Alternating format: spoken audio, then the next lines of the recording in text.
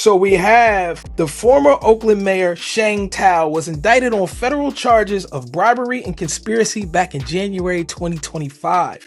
The indictment followed a high-profile June 2024 FBI raid on her home, and it occurred shortly after she was ousted by voters from the recall. Now, the details that ensued afterwards are ridiculous. You got the charges. The federal grand jury indicted Thao on multiple counts, including bribery, wire fraud, mail fraud, and conspiracy. The scheme, though, and this gets deeper, which is starting to plague. It's definitely plaguing the Bay, but we obviously know we got issues down in SoCal. But you have the alleged scheme. Prosecutors accused Thao and her romantic partner, remember this, Andre Jones, of operating a pay-to-play corruption scheme. They allegedly accepted roughly $95,000 in bribes disguised as campaign help and no-show jobs for Jones from businessmen David and Andy Dwang. Yo, yo, yo, yo, welcome back to episode 18 of Jack of All Trades podcast. Listen, the trio's back. You understand? I was in the building last week, but the fellas held down, the dynamic duo, Tom and Stan. If you missed it, it's still on YouTube. Go check it out. I'm your host, Jamal. Got my co-host, Tom, and my co-host, Stan. Fellas, what is going on? Talk to me. What's up? What's up? What's up? I think we're also live, by the way. So just to let you know, I got a live in my corner. So whatever, we can go. Yeah. Nah, I'm feeling good. I'm feeling good once again. You know, my Sundays are always beautiful, man. I got no complaints, man. Woke up, got a little TV church on, and you know, I watch Mount Zion Baptist out of Nashville, Tennessee.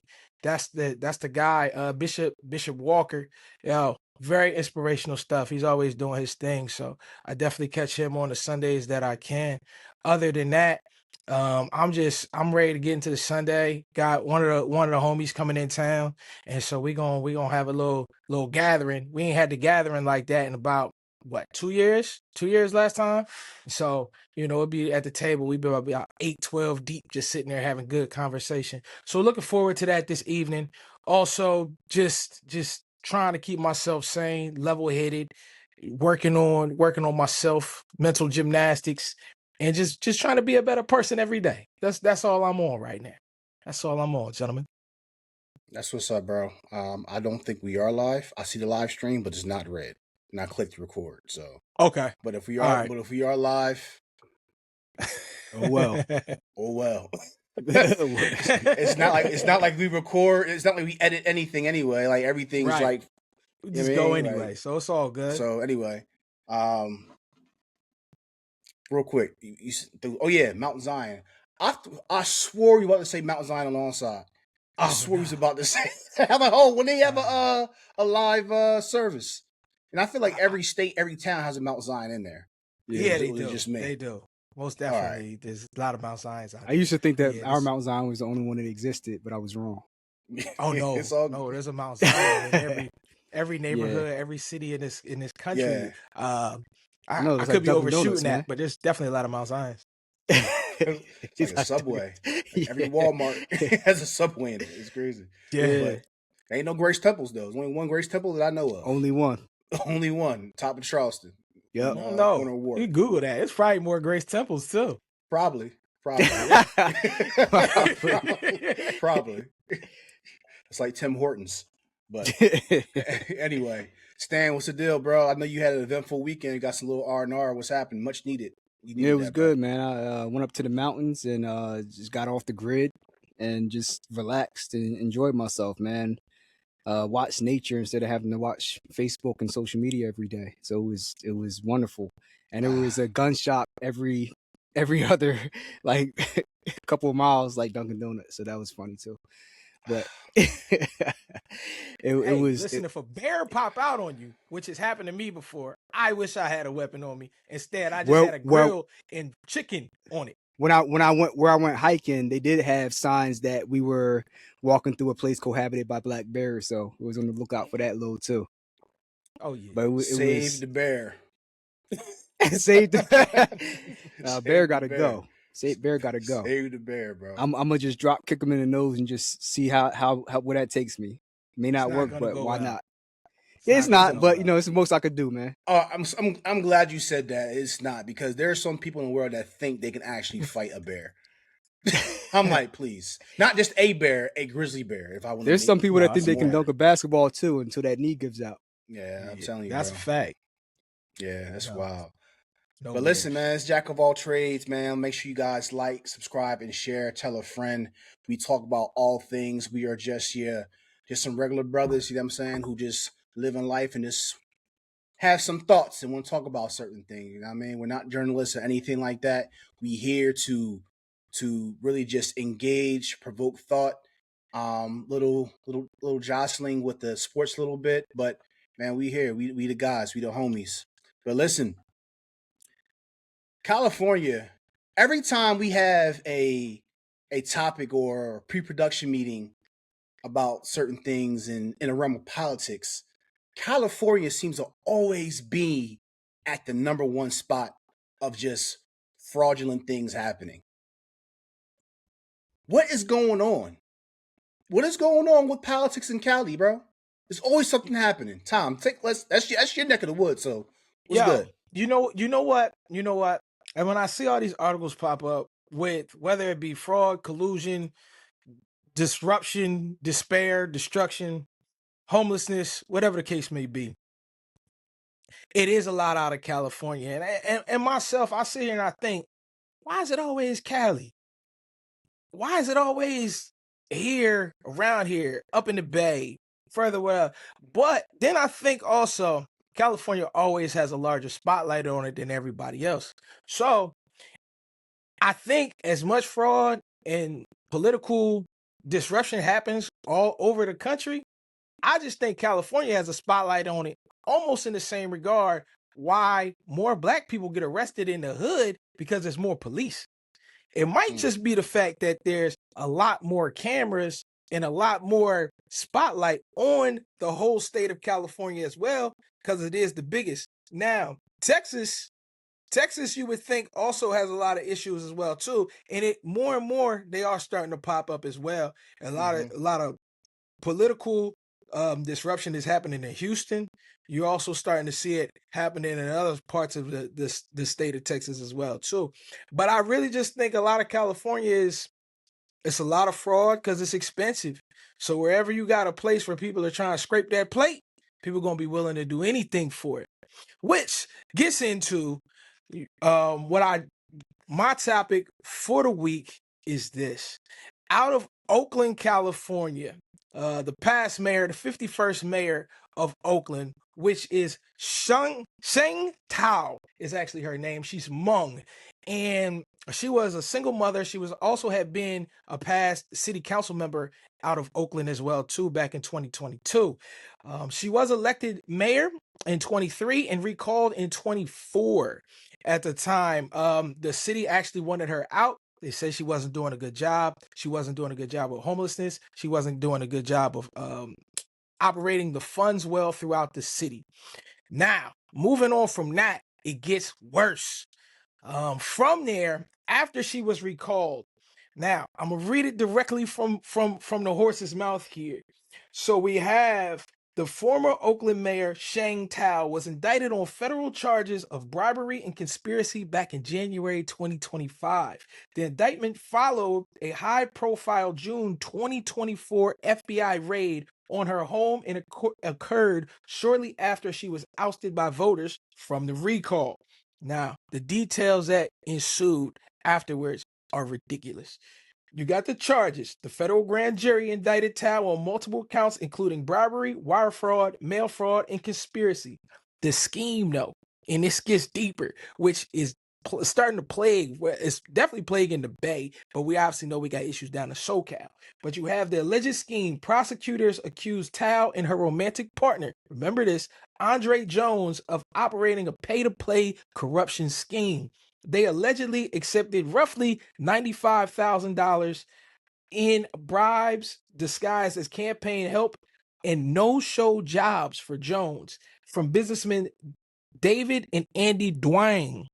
The quid pro quo in this is in the exchange, Thao allegedly agreed to advance Duang's business interests, including extending city contracts for the recycling company California Waste Solutions and supporting a side venture called Evolutionary Homes to build homeless housing.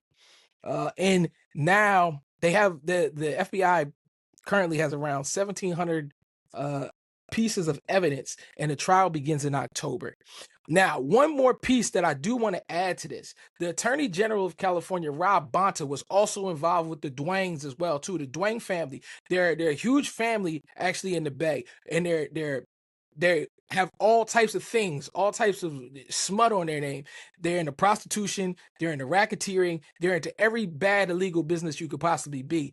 Rob Bonta, a little while ago, hired lawyers for roughly around $450,000. He hasn't been indicted, he hasn't been charged with anything, and he's the Attorney General in California, and he's already lawyered up for almost $500,000. Or I'm so sorry, I take that back, $500,000, and he's already lawyered up. Yo, it's crazy. It's insane, man. So yo, I'm gonna let y'all just feed off of that. But just like we had spoke 2 weeks ago with fraud in Jersey, voter fraud, it's crazy. And then who's running this country? Listen, the audacity of national news or national media to look down upon certain, you know what, black people, right? Hispanics, or any like that, right? Because they say that we're a bunch of thugs and gangsters and mobsters, but it sounds like to me the biggest gangsters and mobsters are the government. That's how I honestly feel about it. They're constantly in the fraud business. This country was somewhat built on fraud and getting over on people and taking advantage of people and things like that. So I don't understand how, like, the people of the upper echelon could stoop so low with this. I don't get it, bro. I'm just this week I'm just like kind of like frustrated about a lot, and this just hearing this just makes it ah. Yeah, I just like to pile it on, man. When it comes to politics, you just add more and more and more, yo. It's a crumbling. At this point, I do want to say this. I don't always hate to be the bearer of bad news, but we have a crumbling society. So the politics is just a microcosm of everything that you see around everything else. But a lot of times there's no standard anybody's being held to. So politicians are like, well, if nobody else is being held to a standard, I don't care. I'm gonna run up a bag too. Everybody just trying to get at a dollar, and it doesn't matter. So there's no morality left. So it doesn't even matter. And then people, and this is gonna get later on to our topics, but my thing is with this, I don't even think people care about going to jail no more. Like I don't even think that's a fear anymore. I think that's just part of what happens. But if like a people like, man, like a I'd rites of rather passage or something like that. like not even a rite of passage, almost as if when you see the and ifs or what would you do online, would you rather get 500,000 or dinner with Jay-Z? Would you rather not wash for would you rather not wash for 30 days or get 100K? It's almost like, would you rather take that PPP loan for $1 million and do a year in jail? And people are like, yeah, I do it. What's the alternative? I do that Nah, year. That's when people that's what we face with now. People are them like, people in I'd the rather comments is wild, bro. I'll be in the yo. comments cracking up. It's like that, and it's like that with these politicians. I feel at this point now, it's like, well, would you rather put in 5 years of politics and scam for a couple mil, and then wind up getting indicted and do a year in a day? All right, I do a year in a day, whatever. I'll sit down for a couple $1 million that I either squandered or sent back to wherever country or put that in a Swedish account. I'll do it. I'll do time. It's really gotten to the point where people don't fear nothing no more. I'm pretty And that's sure a that's politician. Yeah, I'm pretty sure a politician going to jail is different from a your local dope boy going to jail. They're going to be different, two different populations. Very different. You Very know different. what I'm saying? I think So it's surprising to me that why are, I'm surprised that y'all are surprised. I mean, what has changed beyond the technology and the things we have available to us? What has changed about human nature from the past compared to now? It's the same thing. We just have this facade of civility. I don't get it. Because it's not that I'm surprised, it's that I'm always disappointed because I know I we hear you. had because because I know we're capable of so much more. You know what I'm saying? And when we are voting these people in, right, to uphold the law with integrity and dignity, we expect these things to be done. You're there because we voted you there. Now it's like we have some sense of like responsibility, like, damn, I'm getting scammed because I voted the scammer in. But if we had some sense of like your local Home Depot or when you get hired off for a job off of usajobs.gov, where's the background check? Where's the security clearance checks? Listen, you know there are security clearance checks just for you to clean toilets in the military? Just Mm. clean toilets, CE job. But here's this freaking mayor in Oakland, hundreds of thousands to millions of dollars that she has to budget for her jurisdiction, and she over there scamming people. Man, listen, dude. I mean, it I'm, happens at every level. Like there was a story in Philadelphia, different coast, a couple years ago in academia. There was this guy that had grant money from the government, and he ended up getting caught spending $98,000 on extracurricular activities, some of which involved a strip club.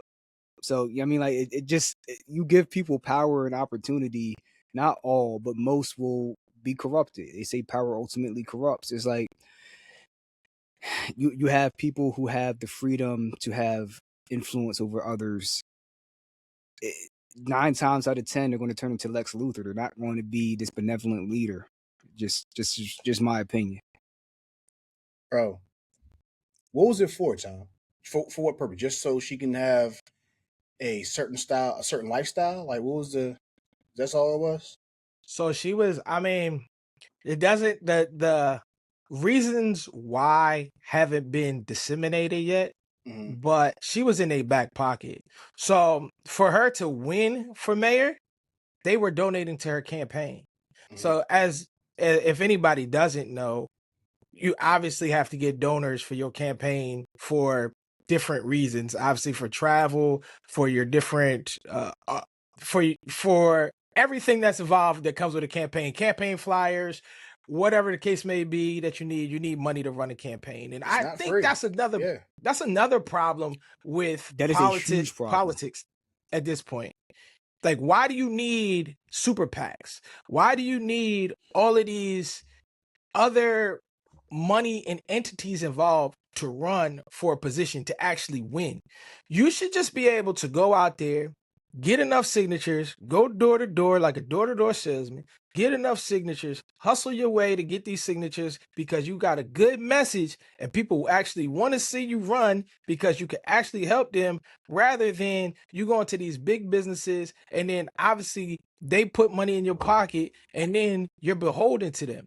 Like, it's always going to end up bad. It's always going to end up in a situation where the the people with the money are going to always control the people who's asking for the money. So you never get a real equitable situation ever. So all Mm. your politicians that don't have a backbone or do have a backbone, or I say, yeah, the ones that don't have a backbone are always going to be beholding to these folks with the cash. And the guys that do get in politics for the right reasons, and they're there for the right reasons, they don't get a lot of backing because the people who's making those money decisions won't back them. So they out there on their own island, and they get written off as, oh, he's just loud, and the people don't want to fight. The people can't hear what he's saying, and he's the one that's always on the outside. The whole time she'll be telling the truth. She'll be saying why the city's screwed up, where the money's going, and how the money's played out. And the other council members are like, you shouldn't really listen to them because I'm getting paid. Yeah. It it's shouldn't it's be it's expensive for brutal. local government. It should be as expensive versus federal. You know what I'm saying? Especially if you're going from town to town, state to state. But Then, especially with social media and the internet these days, like Why do you need millions of dollars to do these things? You don't. You don't need $1 million, bro. I'll even extend an olive branch, a couple $100,000 to do your camp. Like what? Like getting on the plane. Do you have to spend $100,000 to get on the plane and go from here to LA? No, you don't. no, fly coach. And if you did a couple of those flights around the country, does that turn to 100? It might barely turn into a few thousand if you're first class. So why do you need millions of dollars to just go from city to city? Let's say 5, 6, 7 major cities, and you broadcast it on television. Why does it take $1 million? Why does it take? Bro. I know, but why? That's that's a separate topic. But why? Yeah, why does it have to be? It's ridiculous. That's the problem. That's the problem is the why. Most of the larger cities, everybody's making a 6-figure salary, and city council members, mayors, everybody making a 6-figure salary in all the larger cities, no question about it. And you just sit there and wonder, right? If I'm getting paid $150,000, $200,000, right? I should be able to put some of my own money up if I want to rerun, or even starting out grassroots. If you care about what you're talking about that much, right? You're going to put your own bread up. You're going to work a second job or something to put that money behind yourself, right? Like, so you get a little second job. You're like, man, I gotta make $35,000 over here. I put this $35,000 into my political career and see where it goes and stuff like that. And if people want to donate, cool. But you shouldn't need, like Stan just said, you shouldn't need $1 million to run a campaign, especially a local campaign. That's we got what I'm saying. Campaigns a local that campaign. people are getting and raising $1 million from outside money. So these people will go to outside of their town, neighborhood, state, and get money from other states into their campaign. I think that should be illegal. Personally, myself, I really think if you shouldn't be able to get money from outside of your state for your campaign in another state, because obviously something's not right there. Why would I want to donate? Right. And I saw this when Spencer Pratt was running against Karen Bass and Nithya Raman here in LA. I seen a lot of people online were like, well, Spencer Pratt and do this and do that, and I'll donate. If I donate, I'll donate. Yo, donating from outside of your state. Why? Why? What intention? Nothing a person from another state technically is going to affect you. For real, for real. It's just not a state. Now, if we're talking about federal's a different game entirely. But state, the mayor of LA can't do shit for you in New York. the mayor of New York can't do nothing for you in Arkansas.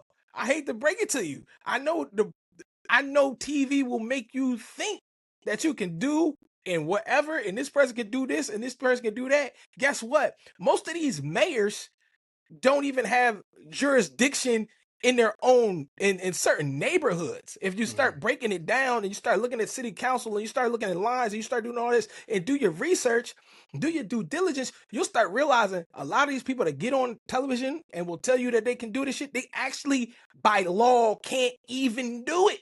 And some of the mayors don't even know that they can't do it until they find out. Shit, the country didn't even know that you couldn't run for president, or yet you could run for president and be a felon. Nobody knew that.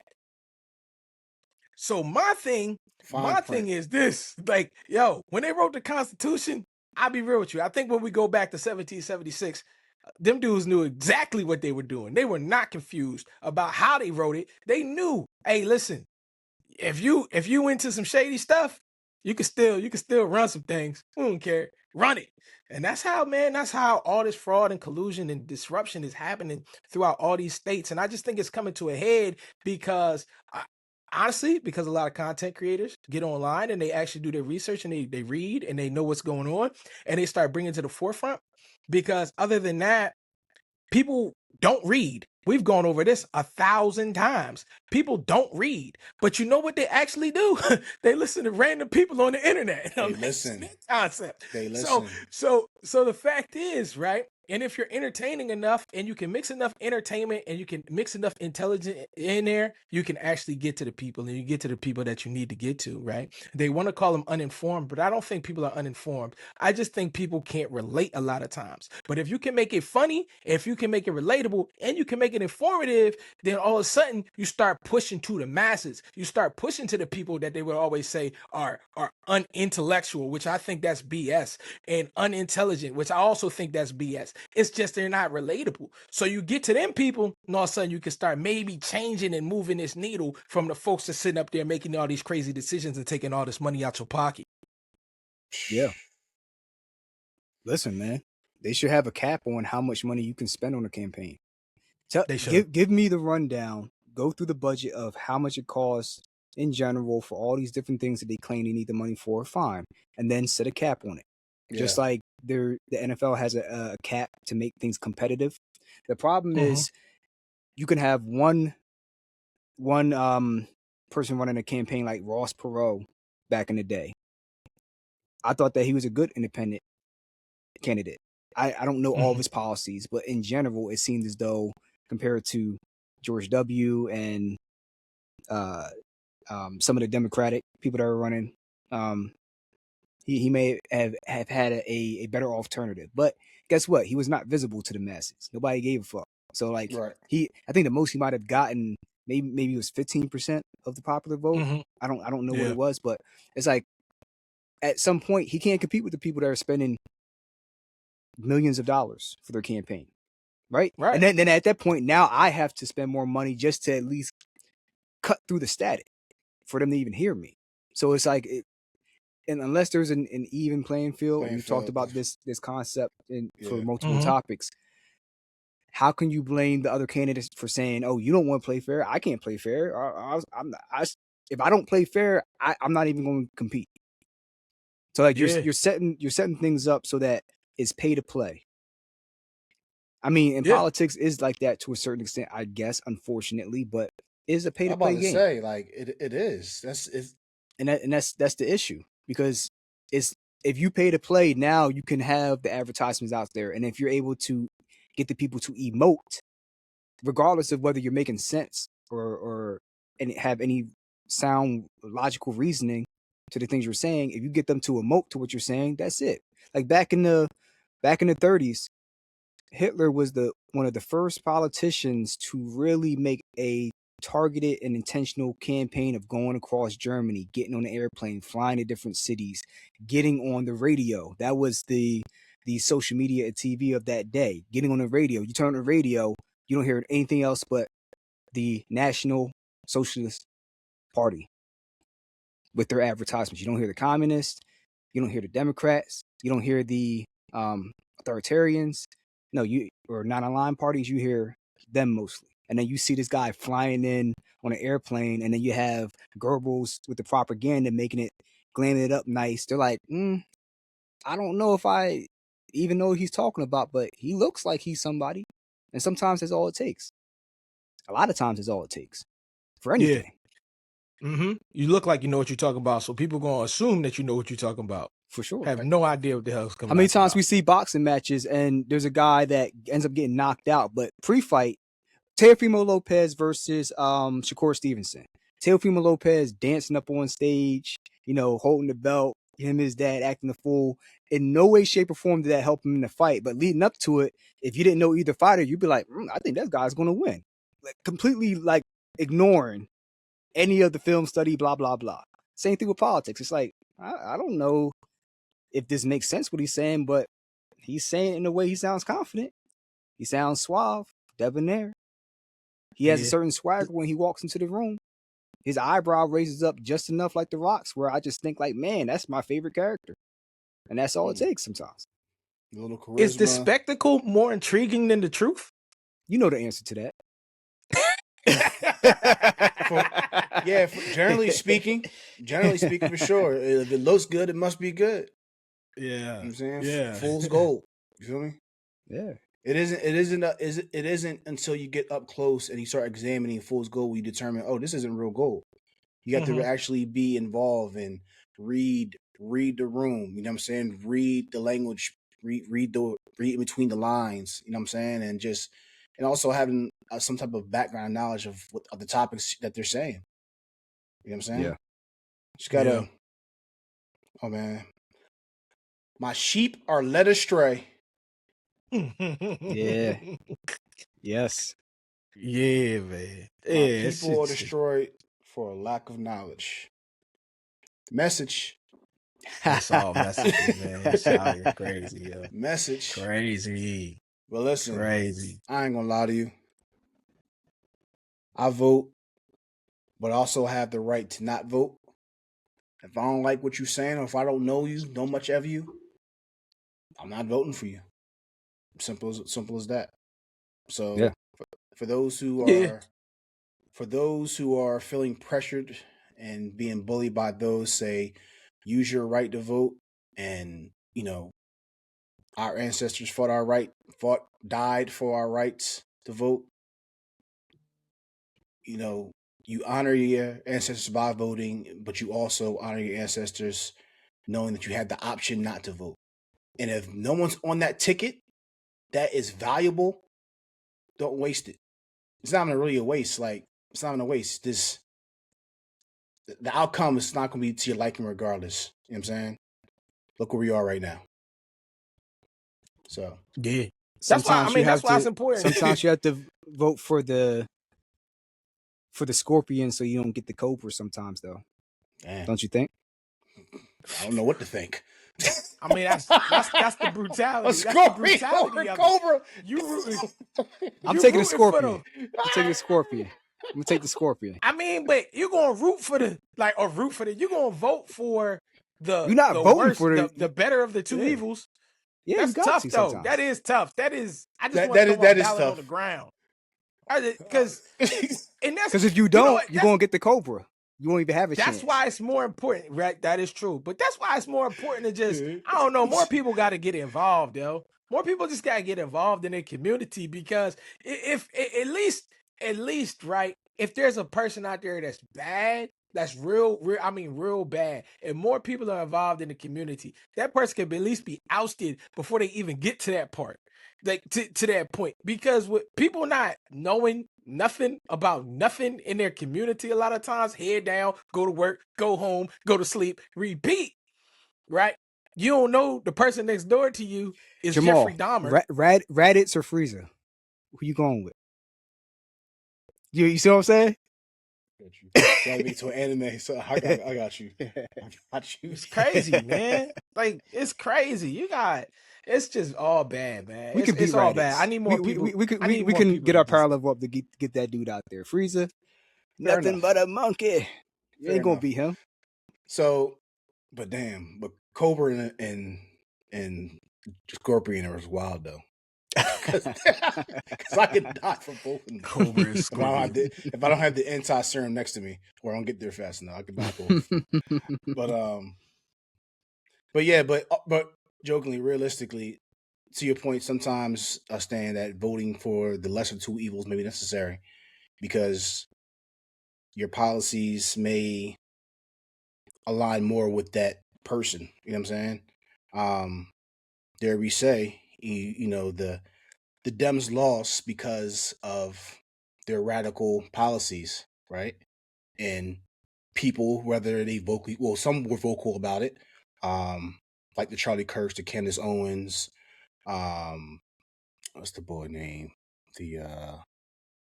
What's the guy named the Hebrew guy, the Jewish guy with the yarmulke? Ben Shapiro. Ben Shapiro, Matt Walsh. I don't agree with a lot of those things he's saying, but when it came about those specific policies, I was in 100% agreement with certain things. Yes, certain things. You know what I'm saying? And I don't need to expound more. You guys know what I'm talking about. But yeah, and this is where we are right now. When people go far, far left and get too extreme, to bring it back into the balance, they go far, far, far right. For example, if you're trying to avoid a crash, right, and it's to the left, you have to really veer off somewhere. Like, just imagine how you turn a wheel, you know what I'm saying, just to get control and to get back centered again. But then in doing so, sometimes you can you can go too far to the other side. You know what I'm saying? And now you're going back and forth trying to get it right straight in the middle. You know what I mean? It that you know that visionary actually makes sense. You know No, what it I'm saying? does, because each side, they have things that they have valid gripes about, but then they ignore the clearly twisted and messed up things that their candidate may be advocating for. Yeah. Yep. Yeah, so here we are combating one thing, and in doing so, I look at it like cardiovascular disease is the number one killer of Americans out of all other diseases, I think, including cancer. And the issue with trying to deal with cardiovascular disease when people have ischemic event, heart attack, or stroke is, on one hand, you had clotting either acutely or over time bad enough that you had a heart attack, for example, but then they don't want to give you a drug that makes your blood so thin that you bleed out if you get a paper cut. So you're walking this fine line. You cannot go to one extreme or the other and think you're going to be, oh, I ain't going to get no heart attack, but yeah, you better not trip and fall and hit the edge of a table. Like, that might be your last step, right? yeah, You have to have balance. yeah, definitely have balance. And we're on this side because the pendulum swing was far left, and we're trying to adjust it. And now we're on to the far right. Sucks Yeah. on both sides. Mhm. I don't like it here neither. Sucks. You know what I mean? Oh my gosh. But anyway. See, that's what you do. You go. See, I like what you do, Jamal. Like, you go into a room, you drop a grenade on each side, and you just walk out and just see the catastrophe. Well, Yo. I'm right. I'm right. Yo. Just let the fallout happen, man.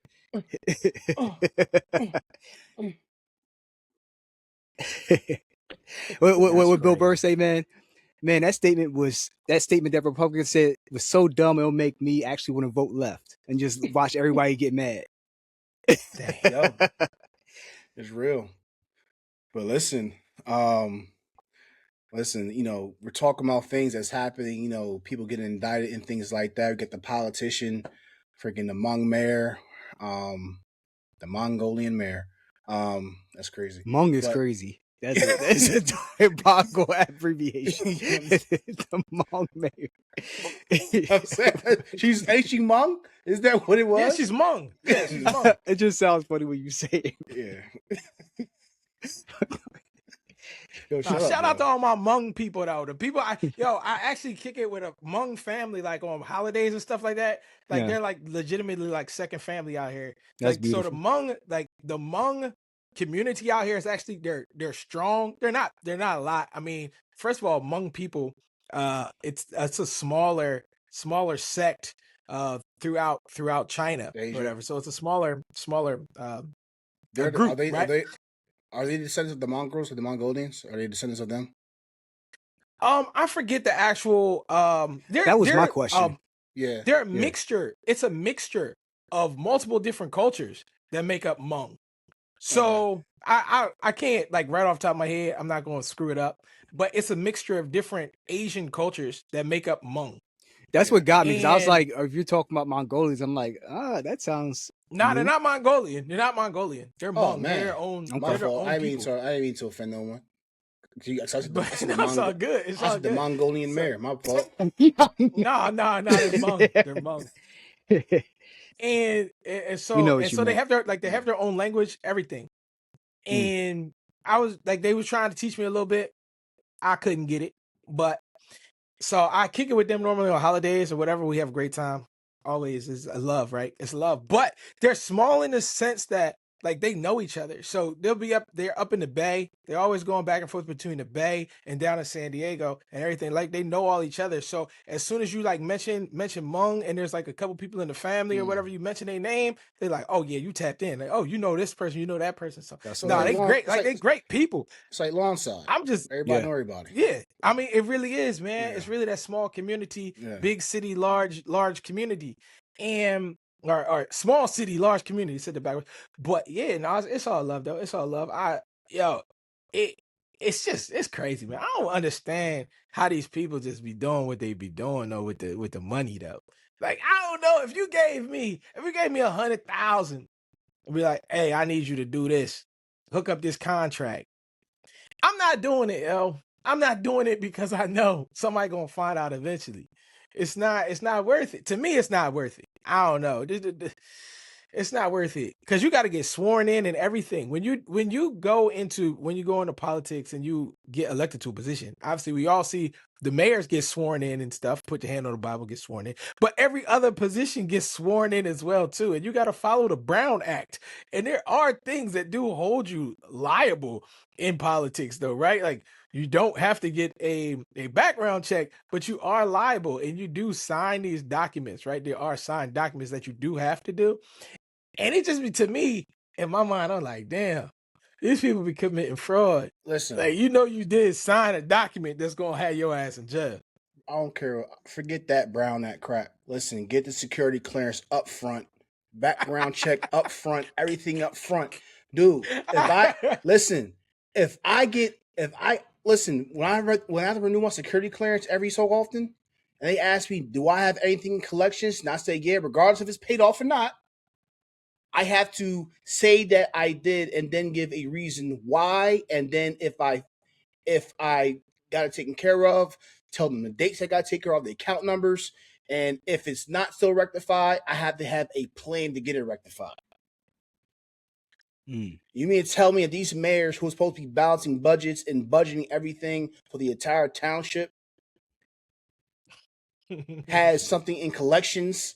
They should not be able to be a mayor. You should not be able to do that. So you're saying if you can't budget your own finances, you shouldn't be able to exactly. be a mayor? In order for me to work in the government as an employee, I gotta make sure that my life is intact. I'm not saying that some people don't have struggles, right, and don't live paycheck to paycheck, because there are people within the within the federal government that live paycheck to paycheck because these bills are real and they are expensive.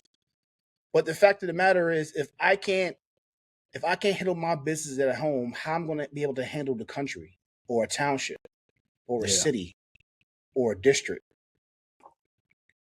If you're going to be a part of the military and work on airplanes and defend the country, and you can't defend your own home or have your own home in order, right? How are you going to be able to take care of the country's business? That's their perspective. Yo, you know what? That's their rhyme and reason, but even biblical, right?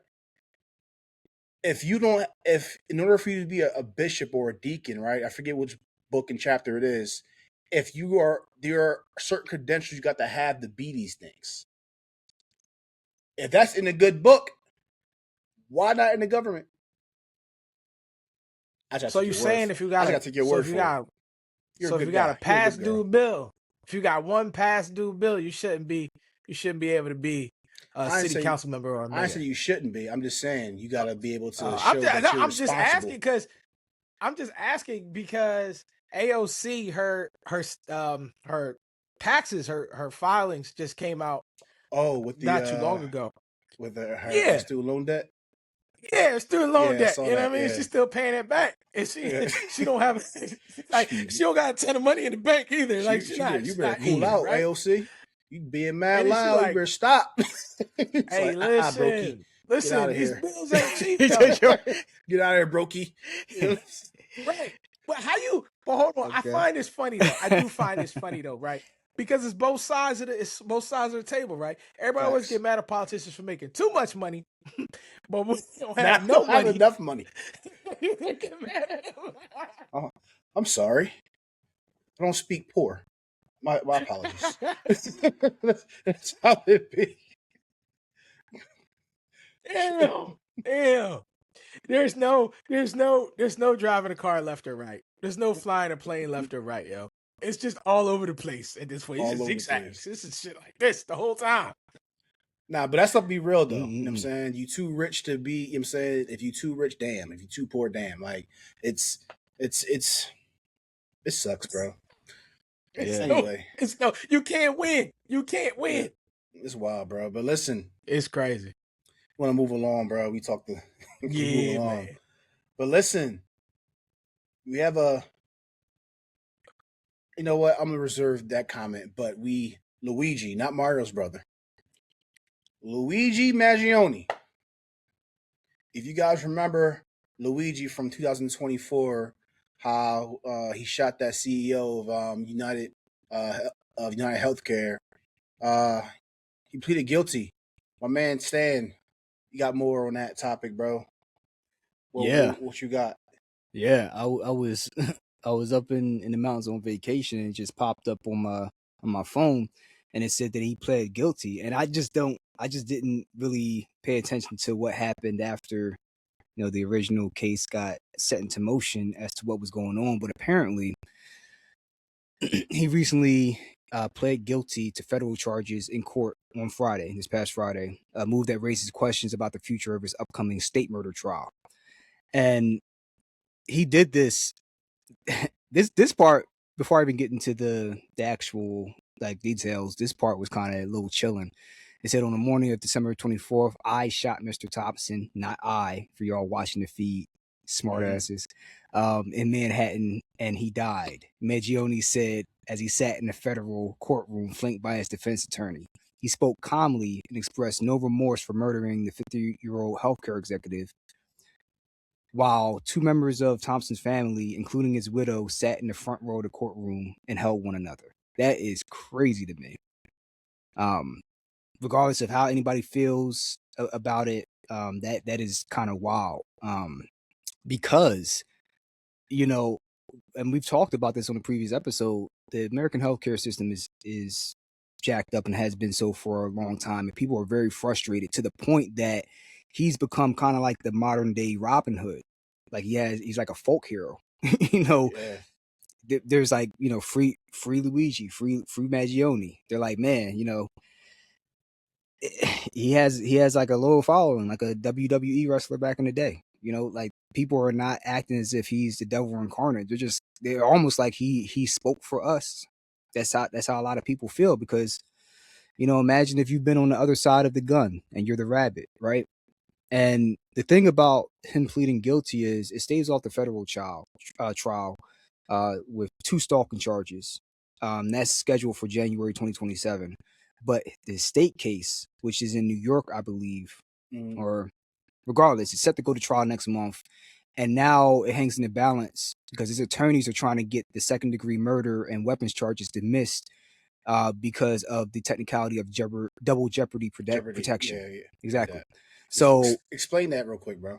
What is double exact jeopardy? they can't charge you for the same crime twice depending on what state you're in the jurisdiction. So Okay. legal showdown is likely to delay the state trial. So the Manhattan District Attorney's Office signaled Friday it would fight to see its prosecution proceed.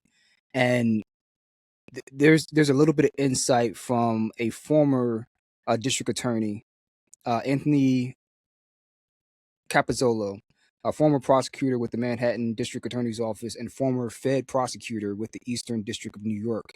And he's saying he thinks it's more likely than not, that the state case goes away with the federal guilty plea, because they cannot. It's likely that both offenses will be considered as punishing someone for the murder of the same victim, and the elements of the federal and state cases are punishing the same harm or evil. So you can't. I'm assuming you can't charge him. Um, I'm wondering if they can't charge him with both the state and a federal case for second degree murder or whatnot. Like, and this is strictly because of the way that I think New York may operate. And Mm-hmm. what it's saying here is whether it does remains to be seen. But legal experts said Maggioni's defense has a strong argument that could see most of the state charges dismissed under New York State's double jeopardy law, which goes further than the U.S. Constitution in prohibiting two prosecutions based on the same criminal act or conduct. So that's kind of the play here. So that makes things very interesting. I don't know how this case is going to go, but the fact that that's even a thing in this case is, I mean, it's just kind of like a bombshell. Nah, for real. Right now, imagine if they get the stalking charges somehow reduced or altered. It's I don't even really know what to say until we get more information coming out on this. But that just kind of took me by surprise. I want to go back to your comment about the Robin Hood thing. I want to put that in context, right? For those who aren't following, I totally forgot about the case. To be honest, it was 2 years ago. Mm-hmm. So Luigi Mangione murdered broad daylight in New York City, right? Killed the CEO Brian Thomas, who Thompson. is this Thompson, Yeah. Thompson, who's the Thompson. CEO Yeah. of the American insurance company United Healthcare, right? That Mm-hmm. happened Midtown Manhattan, December 4th, 2024, right? Right outside the entrance of New York Hilton Midtown, right? The hotel. Mm-hmm. When he did so, this is the part that's interesting that, to connect the dots of the Robin Hood, right? Um, what happened was on the cartridges, right? It says, where is it? Where is it? I just had it. Here we go. It says the words delay, deny, and depose were written on the spent cases and injected cartridge, right? That's what it says. And they're drawing a parallel here with the three words delay, deny, defend, which is a well-known phrase in the insurance industry alluding to insurance company efforts to avoid paying claims. That's So spooky, man. his Just cartridges chilling. had the delay, I'm gonna say it again, delay, deny, and depose, Mm. which is synonymous almost with delay, deny, defend, which is supposed to be the three Ds that alludes that they will not approve certain claims in insurance companies. And Stan, a couple episodes ago, we talked um, about some insurance claims not being approved. So just so that certain CEOs, the top, can get their bonus or for whatever reason. You know what I'm saying? So in that sense of drawing the connection with being a Robin Hood, some people may say that because man, insurance is a dirty game, especially for those who are in need of it. If you're in a town which I found out a few episodes ago from of course, my cynical buddy Tom here, um, you know, if you don't, if you were in a fire zone that has a lot of forest fires and fires, guess what you don't have? You don't have fire insurance, Yep. which is insane. Why? Because if there was a fire and all these houses file claims for a fire hazard, they'd be dead broke. For sure. Capitalism. That's it. That's it. So But they'll take your money for everything else, though. Luigi So Mangione, some may call him a hero. We're not saying that he is, but I'm just trying to give some context of why Stan gave the word Robin Hood in there. We're not saying that he is, but this is the reason why. He may think, the big bag insurance company is the enemy. And what is Luigi's background? Isn't he like a doctor or something like that, or somewhere in the science realm? I can't recall honestly. I think I recall him going being a student at UPenn. I was just curious about like what's his background. I think I want to He's think a that he's former software engineer. that's okay. Okay, all right. So not even connected, but yeah, yo, I but don't. Me personally, I don't. Obviously, I don't. I don't Oh think yeah, he death went to is UPenn. Yeah, always you're the right. answer. Yeah, my bad. Yeah, I don't think death is the answer. You know what I mean? I don't really. I won't defend trying to go kill somebody, but people have killed for less. For real, for real. Like it's to me, it's like, what type of person do you have to be to do some of these jobs in the first place? Right? Do you look at some of these CEOs, you look at some of these high ranking officials, you look at all these certain people in these positions, right? That willingly know people are going to die because of decisions that they make every day. Right? So it's like, is it plausible deniability that some of these people can sleep at night? Is it that they just try to only look at the good things? But the reality of it is this: if we were still living in biblical times, when you say an eye for an eye, if you willingly made a decision that a person died because they couldn't get their medication, because you times it by 100 times, for medication that should be available to everybody, is that not blood on your hands already too? Oh yeah, you're You know what I eventually mean? getting struck down by the good Lord. Like, Famine, like something's going to happen. so is like, obviously by our constitution you cannot kill somebody in cold blood and get away with it. But on the other ends of things, I don't know the CEO personally. I don't know every decision he's ever made, but if he's made bad decisions in his life as to where people have died because medications have been too expensive and things like that, I mean, hey, everybody got to pay the price at some point in time. Yeah, It we don't sucks. know. Yeah, we don't know of his direct, you know, contribution to the insurance industry. But Mm-hmm. generally speaking, we do know this is how these insurance companies operate. Right. You know what I'm Right. saying? Like, Mhm. it's unfortunate that you know what's really unfortunate, man. And like I said, Luigi Mangione, I understand his mindset for real, for real. Like, I get it, and I get how people feel that he is some type of Robin Hood or he is some type of crusader, because I can feel the mindset. Me personally, I would never go out there and do anything like that. Yeah, But I think people can justify his thought process because of how many regular people every day get screwed over. You know what I mean? It's just as something as the new, like, you go to a cell phone company and you've been on a cell phone plan for 10 years, and the person who just walks in the door today gets a better deal than you've been, and you've been with the company for 10 damn years. don't get me twisted, Like, bro. I'm about to cancel T-Mobile because of that. But go ahead. No, bro. like, I felt like that. you felt that. I You felt felt that. that, right? You felt that. That was the one. Like, yo, but it's so real. It's so real that you've been trying to be loyal your whole life. You try to do the right thing your whole life. You go through your whole life, everything. You try to be good. You try to be a good person. You try to do everything. You try to help people. And then the person who's doing the worst things, the most nefarious things on earth, this man's a multi-millionaire. And he got all the spoils and fruits right now on this earth, right? And but still, it is what it is, right? Like, you could say, oh yeah, sure, he'll suffer the wrath in next 10 lifetimes or whatever. Mhm. But let's be real here. You seeing this man live luxuriously today. Now, you don't know what he got in his background. You don't know what's happening. He could have some terminal illness or whatever. But on the forefront, this man has multi-million dollars. He's living in a big house. And I've been working my whole life, grinding, doing everything the right way. And I mean, maybe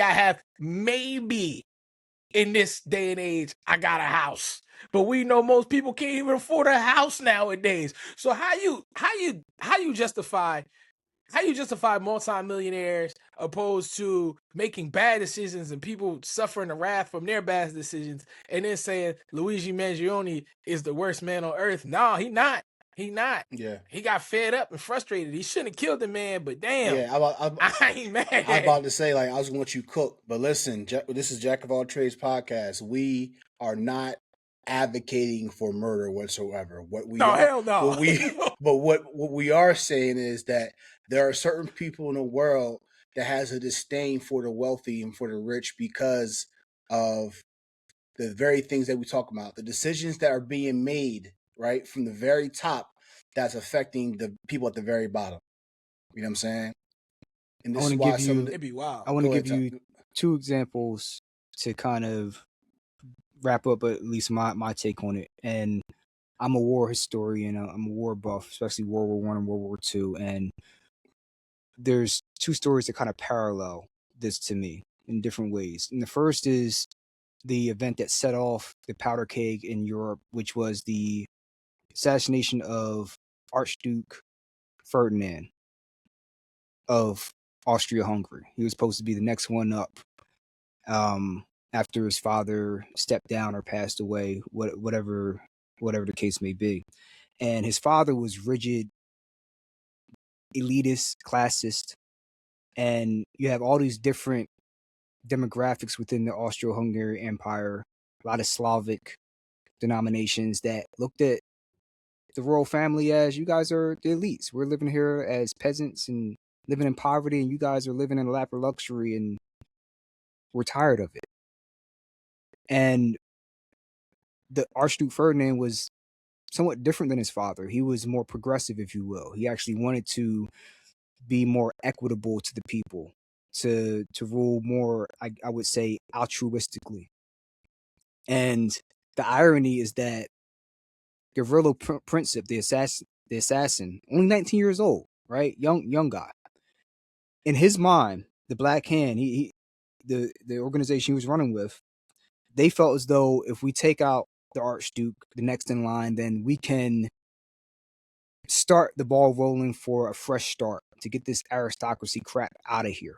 We're tired of this. But instead, not only did that not happen, it destabilized the whole region, set off World War I, and Gavrilo Princip went down as a polarizing figure in history. Some people, maybe at the time, supported what he was doing, but many people view him at best enigmatically and at worst as the sole reason for millions of deaths at that time. And then fast forward towards the end of the war, where you have General Erich Ludendorff, along with General Hindenburg. They're running Germany at that point. You know, they're in the end throes of the war. And Ludendorff was one of these guys. Maybe some may consider him similar to the CEO of one of these healthcare companies, where he's ordering millions of men to their death. And he's in a tough spot because it's hard to worry about each individual life when you're trying to just make sure your country survives. You're not worried about if this person wants to go over the top of the trenches. It's just either you go over the top or you get shot, dude. You don't have a choice, right? And you have to detach yourself from the emotional aspect of it, almost like a football GM where they have to they have to separate their care for the player from the business decision they have to make, so to speak, right? And I think when you're in that position, it gets easy to kind of lose your humanity a little bit because you're just looking at numbers. You're looking at armies on the map and you're looking at numbers, but each number doesn't necessarily hold a lot of value to you. Maybe the whole regiment or brigade or army group may hold value to you, but each individual soldier is just a number. It wasn't until his first stepson got killed that it kind of registered with them. And then during the last spring offensive the Germans ever had in the war, like their last gasp in 1918, Operation Michael, Ludendorff's youngest stepson, Erich Pernet, was serving as an aviator. He was killed. And on the battlefield, he had to go identify his stepson in the trenches. And when I was watching a documentary on History Channel, he had to identify the body, and it was a gruesome scene. And I think it was that moment, not just losing the first one, but seeing that one, identifying the body after its exhumation, that hit him, among all the other things he was dealing with, the pressure of running the war. It hit him like, this is what happens when I send these guys over the top. Like, he had to see it happen to one of his own, and he couldn't deal with it. Hindenburg had to really take over most of the army operations from that point on, because actually seeing it up close is different than if you just push the button and say, oh, that's just a application, deny. But if it's your own child, denying that, if you deny that application because they have cancer, you're going to push that deny button? Are you going to hesitate, or do you push it and then you just feel that sinking feeling in your stomach? Does it take that for you to understand why Luigi did what he did? That's kind of the point I want to drive home. Right. And to cap that off, Stan, you said that so eloquently. Appreciate you, brother. I feel like I got to read more books every time you talk. But seriously, this is the reason why he did it. He stated in court that he targeted and killed United Healthcare CEO Brian Thompson on December 4, 2024, because he was driven by years of debilitating physical pain from a broken back and deep-seated frustration with navigation of the U.S. health insurance industry, which he believed had failed him and countless others. Chronic back pain, Mangione explained during his federal guilty plea that he endured prolonged physical suffering that severely impacted his quality of life. He felt obstructed and abandoned by corporate health insurance bureaucracy while trying to seek medical treatment or relief as a patient. Investor access contrast. While planning the attack, Mangione emailed company leadership posing as a wealthy investor managing substantial assets and received an immediate response within an hour. A stark contrast to the slow, obstructive communication that he experienced as a regular patient seeking care. Mm, That was justification. mm. He felt abandoned. He felt like the very system I that was didn't put in even know. place I to didn't even help know people. that. That Yeah, is. Whew. that's Now you wonder, are we going to act like we're going to have It's, the Pikachu's face, like we're surprised? it's I why you mean, snap, yo. you Every snap. time. It's why Yeah, you snap. you snap. Like, And yo, let's be real here. go ahead, bro. Go ahead, Mo. I'm about to say Oh, sure. like I was just going to say like we can just look on the outside looking in and judge the man for what he's did. We're not condoning what he did was right because obviously no one should, not for that. You shouldn't die for something like that. It's unfortunate if I'm not sure if Brian Thompson had a family, but we're talking about you know someone lost their father or someone lost their husband or someone lost their brother, right? So my condolences go out to that. But he said he felt abandoned. You don't know what's going on in the psyche of a man. You know what I'm saying? You don't know when someone's, everybody's not, you probably haven't, but just imagine someone being in a room in a straitjacket by themselves, you know what I'm saying, in a dark room by themselves. All they have is their thoughts. Most people go crazy over a period of time. And although he was free, right, but mentally he was caged in and felt like he has no way out. And a very sense of hope and relief he would get from a policy or a system that's put in place to help him failed him.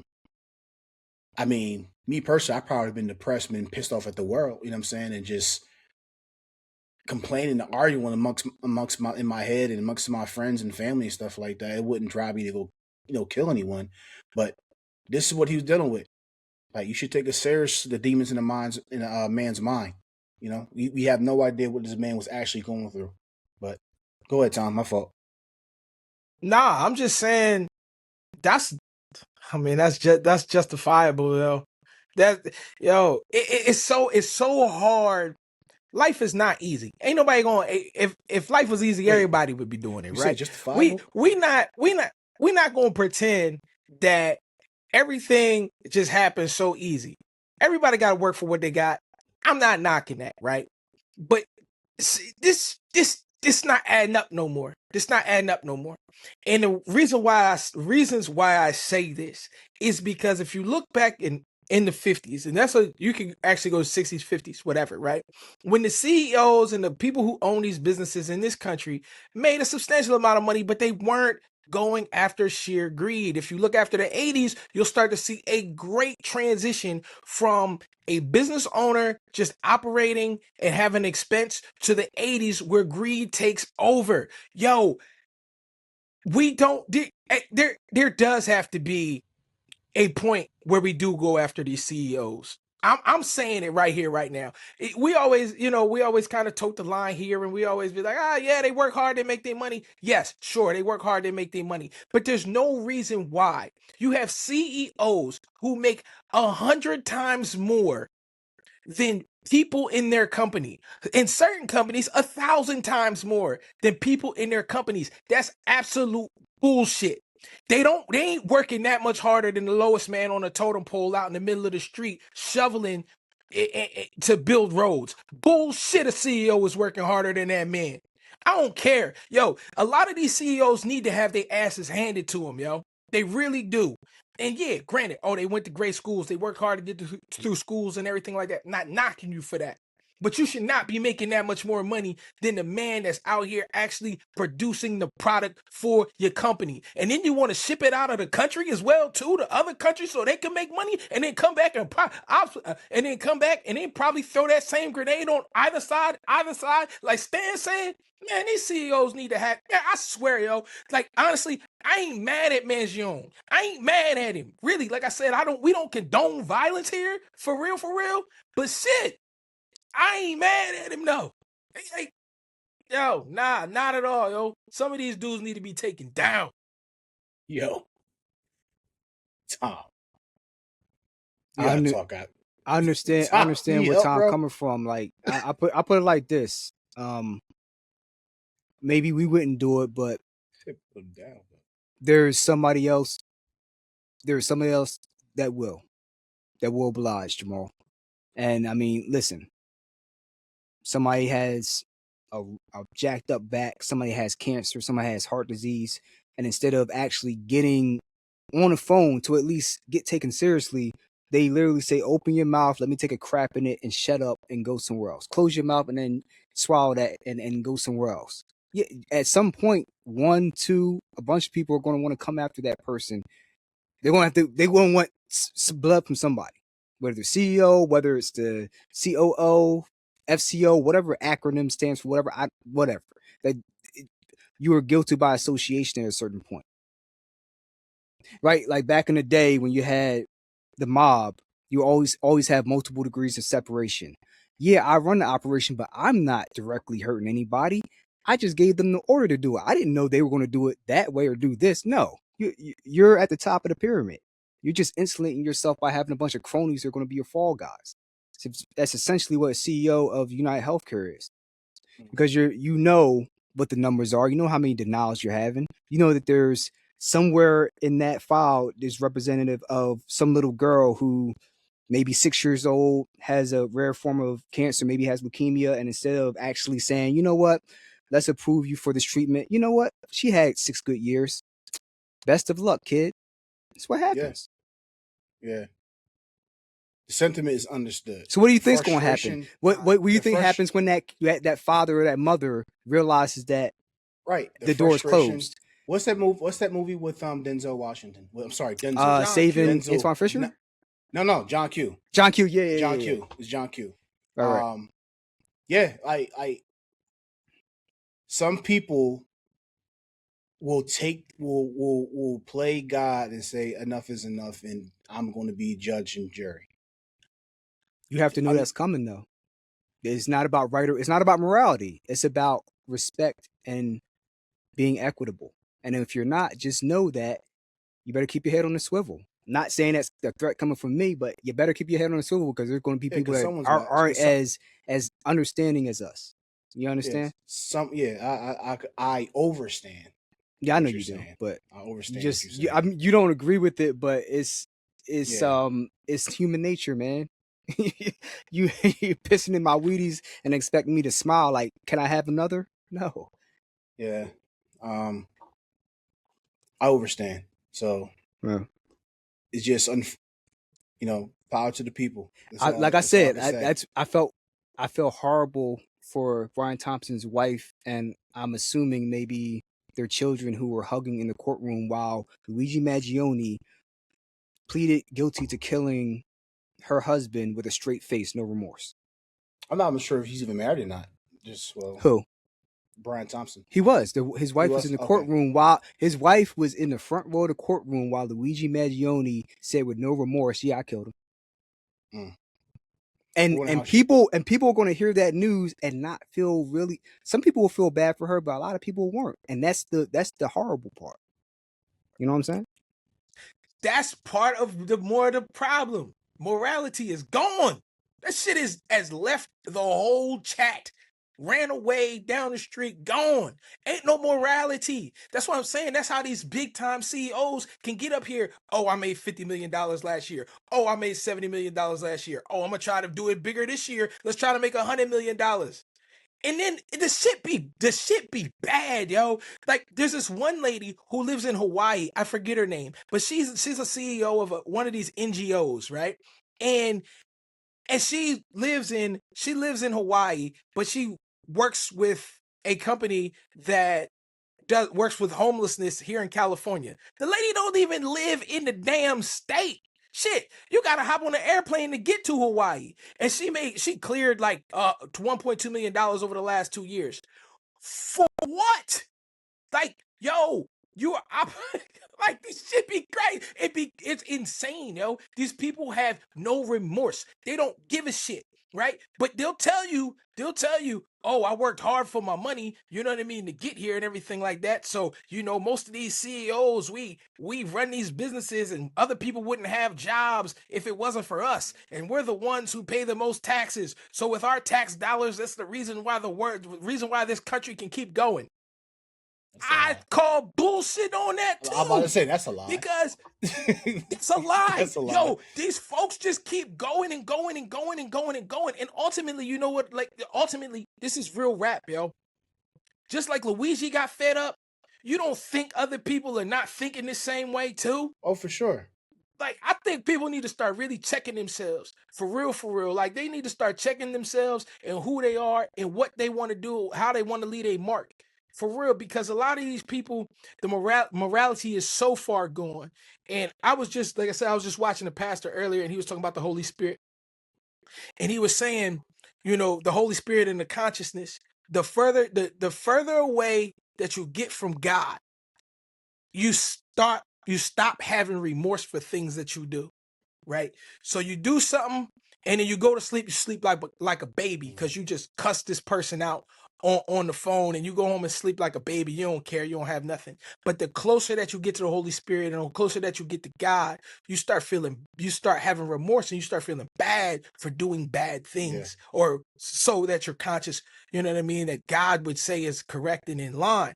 But the further you get away, the less you care and care and care and care. And that's why, a lot of these folks will sit there in front of your face and tell you about God, and they don't even know him. That's real. That's real. That's real. That's real. Really real. But listen, man, I do make that connection with the further away you get from God, the less remorse you have. The love of money is the root of all evil. The love of anything is the root of all evil. Outside of God. That's true. You should love, yeah, definitely.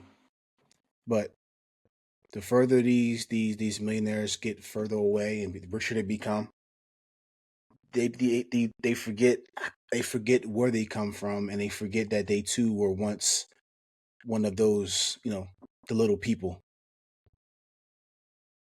Don't forget where you come from, man. But don't forget where you come from. Don't forget where you come from. In the words of the late great Jacob Marley from the Christmas Carol, you got to decrease the surplus population. Don't you know that, Jamal? And how was he remembered? He wasn't. They fought over his belongings, and he was in chains as a ghost. They was not. It's bro. your fate. It's your fate. He didn't care about it in life, but he told Scrooge, "You don't want to be here, man." At all. Man. But yo, that was a dang, bro. That was heavy. So let's talk about more heavy stuff. Talk about some more It's like, that's heavy. Let's put another scoop of ice cream on there, man. Yeah, another scoop. Another scoop. Hit double chunk. Yeah, let's go. Yeah. So, this is like, so this isn't something that we're just reporting. We're not reporting anything at all. We're just, you know what I'm saying? But this is something that's really been weighing on my heart for a very, very, very long time, right? And as I go out through life, I'm just observing, right? And shout out to those who are on the front line for the culture, who's putting on for the culture and things like that. But my boy Tom made a post a couple days ago, the other day. He said he wanted to resign from the culture. Now, obviously, he's not talking as a whole. There are certain aspects within the culture that he's trying Take to his card resign. away, Jamal. Yeah, you're the messenger. He's stamped. He's certified. There's ain't no taking no card away from anyone. From anyone here in this thing. I'll give it to you. You can have it. Oh man, I don't know if it. Oh, you can have it.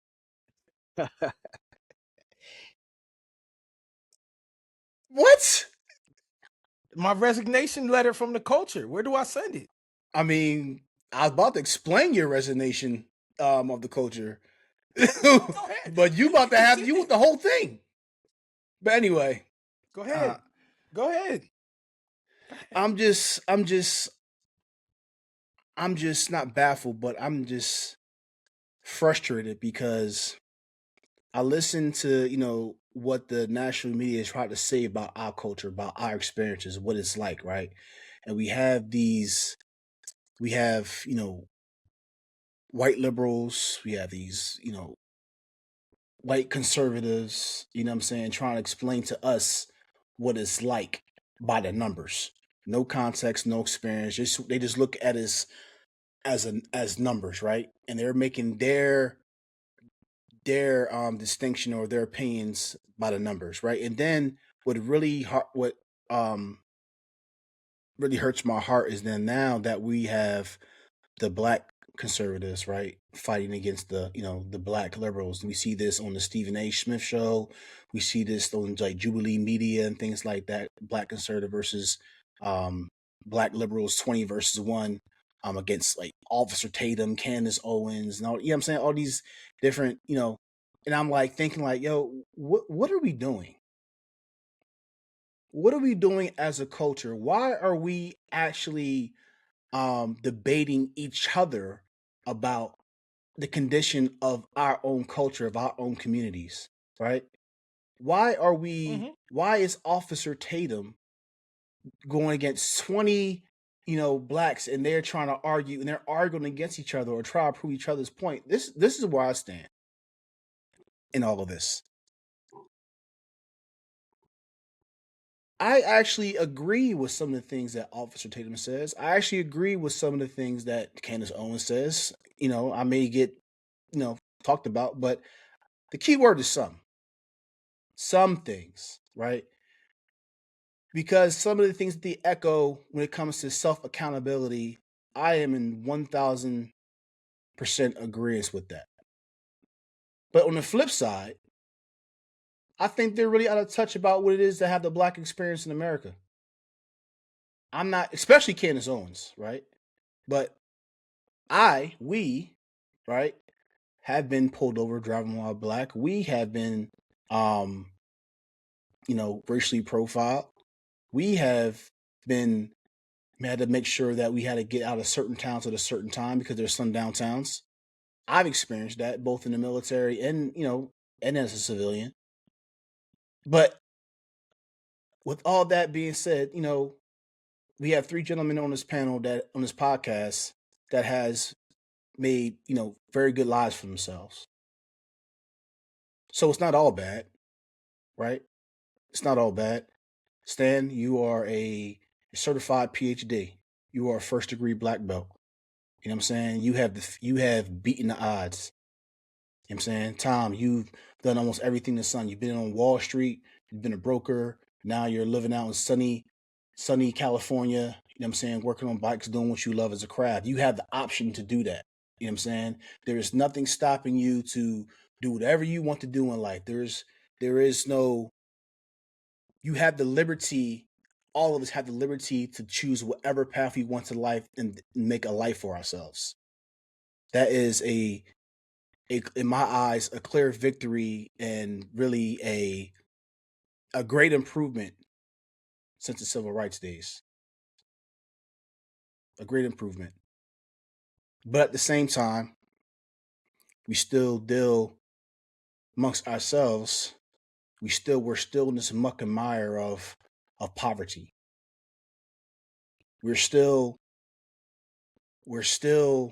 being treated as if we're animals or as if we're the cause of all the evil and wrong in America.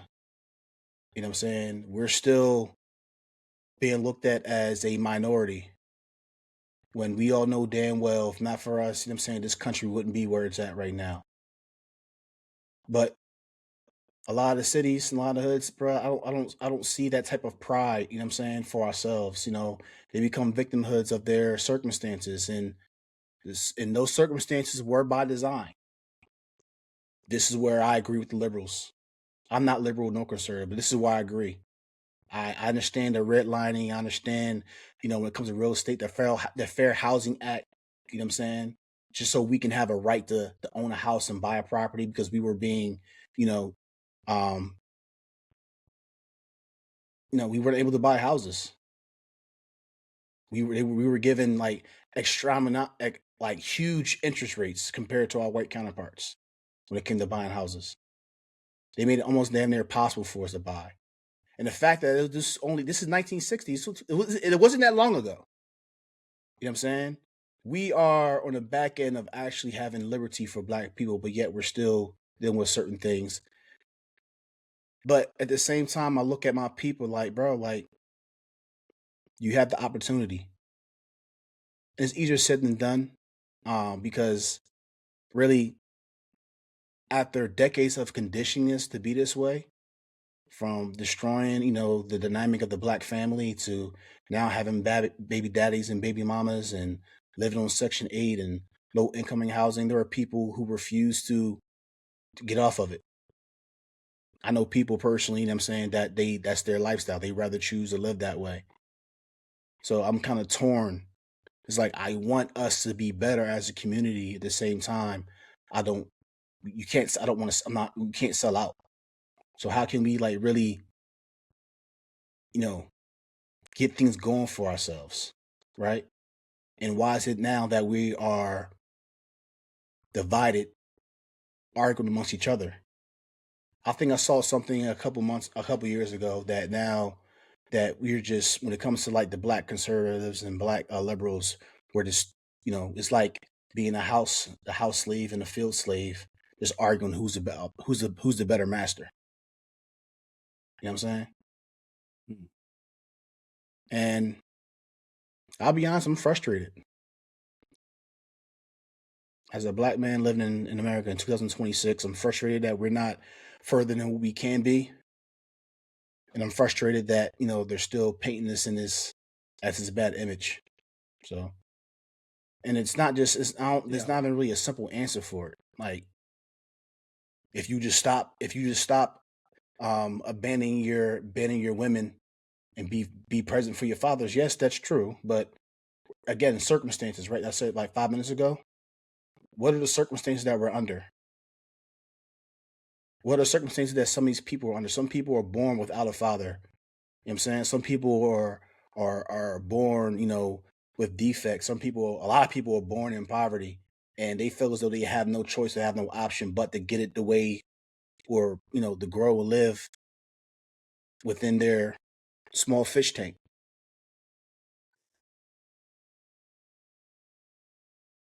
It's a heavy topic, bro. I get depressed sometimes thinking about it. Man, it ain't heavy. Listen, this is real right here. This is real. It's not a heavy topic. It's a topic that needs to be discussed. One, I think this is real shit. I think people's cell phones should not record video unless you hit 911. I think for real, I think most people are, the culture in general, the culture in overall is the problem that people's phones can take pictures and record. Because a lot of this stuff that you see out here that they will use against you is because you yourself took video of it. There's no reason why there's 14-year-old kids showing, you know what I mean, they holding money all the way up their arm. There's no reason why you got parents taking pictures of their kids wearing Go-Yard bags and the house ain't clean. There's no reason why you got kids out here recording themselves doing street takeovers as they robbing AutoZone.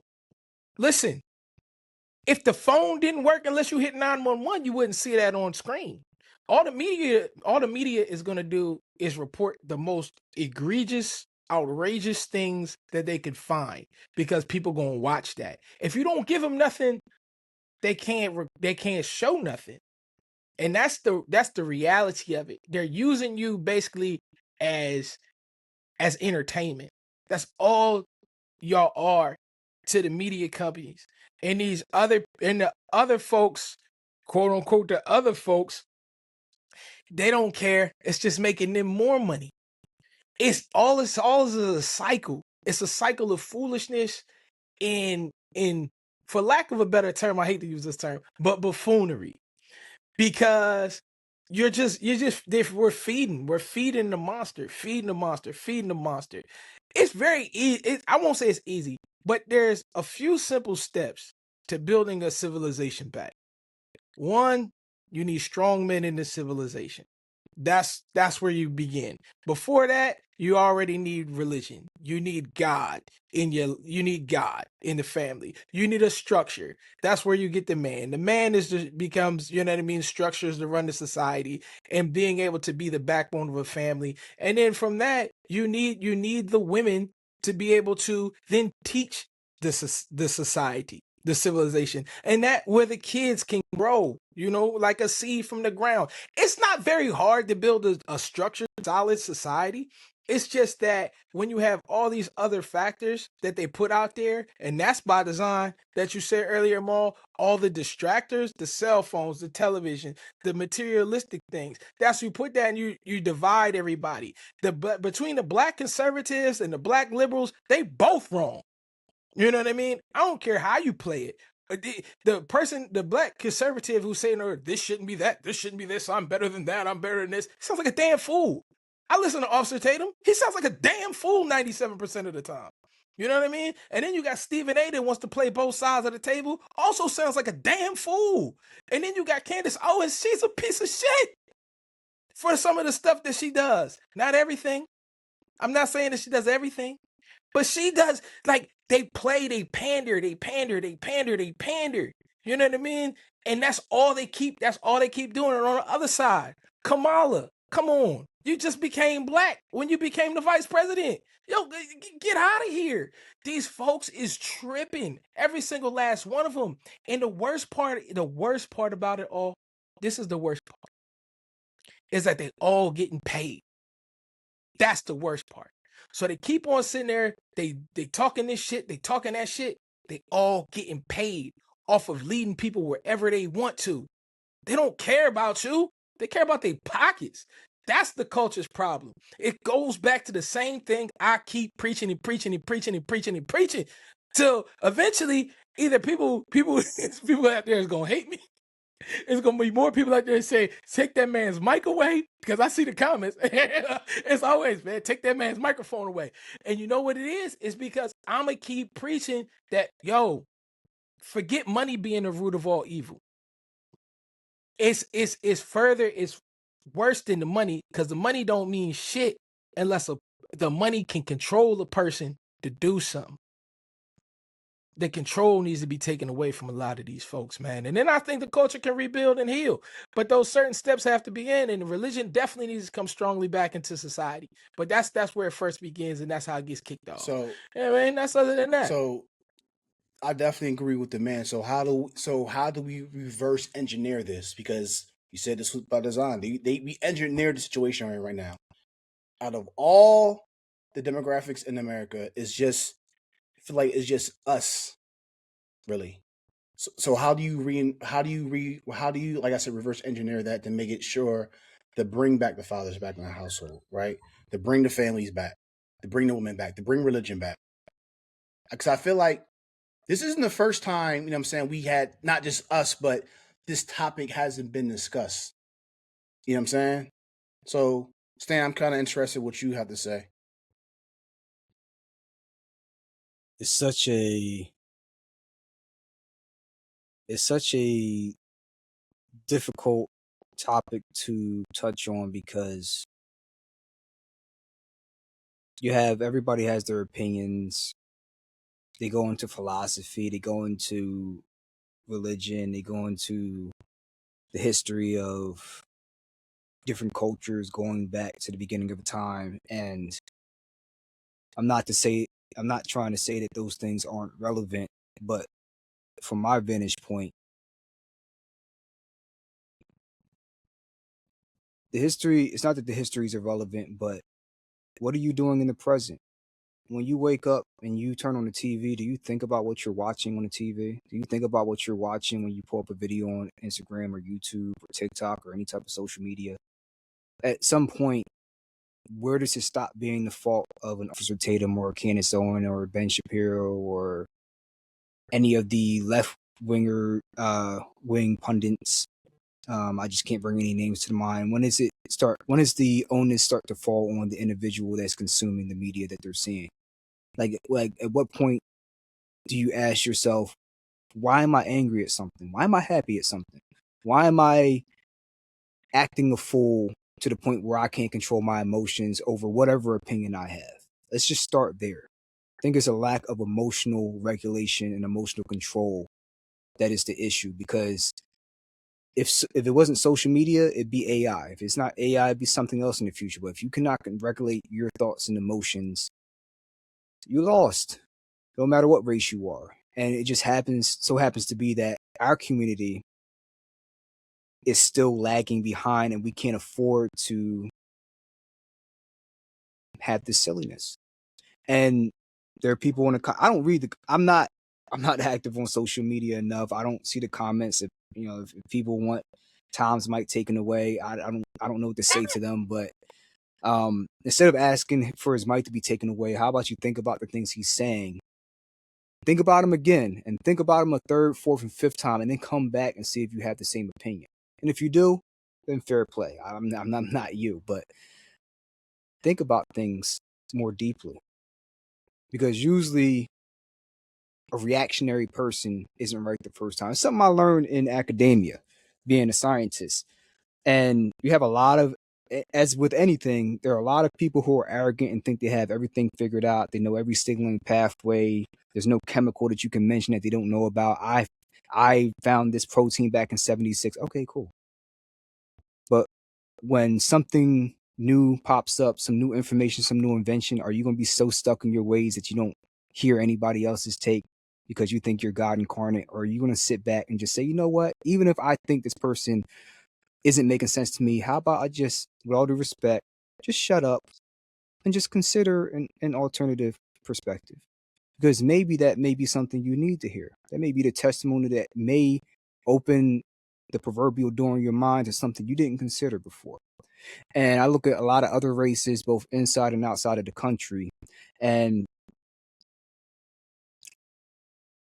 the Asians, for example, Indians, not Native Americans, actual Indians, Chinese, Japanese, Polish, going to other races, Polish, Hispanic. Somehow they all find their niche, their home base in this country, and they grow and they thrive. And although they do have their issues in their respective communities, they don't get caught playing the point the finger game like the Spider-Man meme. They just get things done. And it's not about fair. I think we get caught up in fair. I was held down by the white man. My ancestors were enslaved.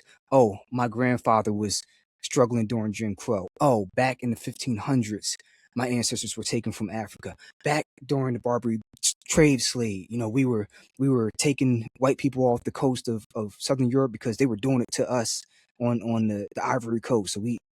So on and so forth. What does that have to do with what you're doing in the moment? The past is important. The future is important. But if you don't live in the present, none of that shit matters. And if you don't have an answer for what you're going to do in the present, you best not even worry about any of that stuff. Leave it in the book. Figure out the present first, then go do your history. If you don't have a present, you don't have a future. That's how time works. Time is all relative anyway.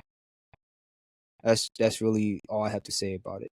I like that you said that, bro, because all those things that held us down, the Jim Crow laws and Willie Lynch letters and all that, those things are of the past. And all we have now is the present, which affects the future. Um, with me, when it comes down to like certain things, if there's an issue, if I have an issue with a person, right? Um, or if I have a spat with someone, or even just me waking up in the morning to go about my day to day, the first thing, both the one of the things that I had to do is look myself in the mirror, self accountability, right? I had to do that for myself just so I could live, you know, with somewhat of a clear conscience and be proud and say, after I lay my head down, I know I gave my best foot forward for today, right? And I think as a collective, um, we need to do that. Individuals make houses, houses make communities, communities build nations. I think if individuals take accountability of their own actions, regardless of where you are in the world, I'm not telling someone from Camden, you know what I'm saying, who live, you know, who has a drug addict for a mom or a dad to have the same lens that I have. But what I am saying is, whatever that looks like for you about taking accountability and making the best foot forward, take that. Maybe, and this is why we shouldn't judge people in their circumstances, maybe for that day, that child, that teenager, maybe it's not robbing the local store so they could eat, right? But they find another, maybe they do something else, right? Maybe they go to a neighbor and ask for some food or something like that. You know what I'm saying? It's whatever it is that you could do to make to make your day better, to move forward. You can't fault that kid for robbing someone because they have no food at home. How you going to take that kid's circumstances and judge that kid for it as if he had a choice? You know what I'm saying? Parents, take care of your kids, bro. Take care of your kids because as each generation goes on, as I get older, especially with the YNs of today is getting wilder and wilder. Some of the things that's being caught on camera, Tom, is some of these young kids, they just different. It even shows in the military. They're not no. It even shows in the military, bro. Like these kids, like when it comes to taking direct order from someone, from a staff sergeant or tech sergeant, you know what I'm saying? They have some type of like having something to say back. Follow directions. Follow your orders. It's different. It's different from when I was in the military. You know what I'm saying? When I was given a direct order by one of my senior NCOs or NCO, I did it without even having to ask. I have a job to do. But kids these days they're asking questions. I'm not sure if they're asking questions to be like defiant or they're asking questions as a wanting to know of why they have to do it. Sometimes kids ask questions like they ask questions not to be smart, but they want to know the reasons, the reasons, the mechanics of why. but Tom, you about to say something? Go ahead. I mean, you can keep going, but I'm the reasons behind these kids aren't any different than we were when we were kids. The only main thing that changed between us being children and them being children are distractions. That's it. The reason why these kids are weak, we consider them defiant, we consider them unruly, and we consider them not having long attention spans is because they've been distracted since they came out the womb. They see, uh, like, as in the military and a lot of other things, they can't do a lot of shit because they have been distracted. Their whole life has been a distraction.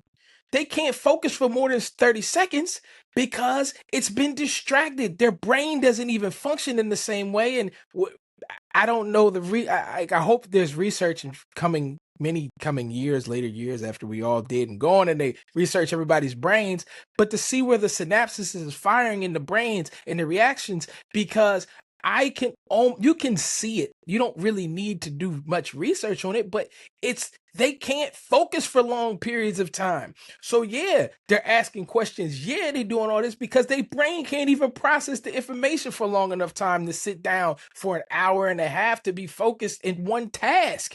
Whereas we didn't have those same distractions growing up. So it's bad, man. That's what I said. Them phones got shut down, man. Them computers got to shut down. And I don't want it to be under the guise of the government being able to control everything because the government goes crazy and haywire and things like that. But there has to start being some retraction away from all the distractions that we have so we can sit down at the dinner table at 5 o'clock in the evening with your family. So dads can actually come back to the house and actually do something. So mothers can actually not worried about having to do everything that not only a woman has to do, but a man has to do, and actually actually be able to fall into her lane. Like, yo, all these things have to come back. There's no structure. The military is not even structured the same way anymore. Because why? Because the soldiers can't even focus anymore. Yo, it's all and some of these things more absolutely by design, for sure. The others is the results of the design, but were not controlled. I want to It's piggyback all off crazy of what bad. you just said, and I think at a certain point, I would really like to talk on a detailed, nuanced level about nutrition, not just in this country but worldwide. A lot of times you hear That plays a that. part in the city. I think it plays a huge part. I think it plays a bigger part than people give credit to. Mm-hmm. We know very well in the literature that there are less nutrients in the soil. That's not conjecture, it's just a fact.